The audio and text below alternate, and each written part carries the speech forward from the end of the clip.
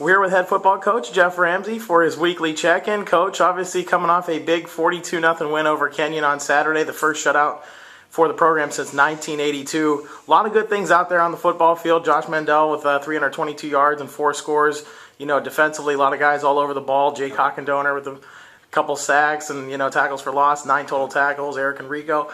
Overall, what did you take away from that big week 1 win? Well, the first thing is that we played a complete game. This was the best football game that we've played since I've been here at Oberlin. I mean, we've been close to shutouts and we've been close to putting a full game together with all 3 facets, with special forces, offense, and defense. But all three facets of our game worked well together, and they complemented each other.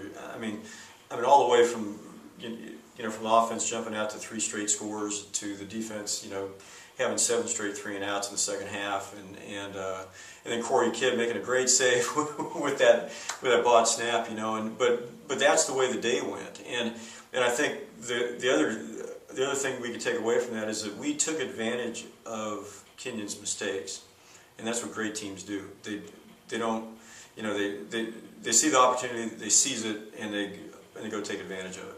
Yeah, obviously, things went well, but you're a coach. I'm sure there's something you saw in film that you want to improve on for 2 weeks here. Well, there's always that. It's never as good as it seems. It's never as bad as it seems, right? And I think, there were some technical things. There were no glaring mistakes, except for the bad snap and a couple things maybe on special teams. But we had a couple gap errors on defense. We didn't move our feet very well a couple times offensively. But those are technique mistakes. They weren't, structure mistakes. They weren't mental mistakes. It was things that we can easily fix. And I, at this point of the season last year, we were fixing major mistakes.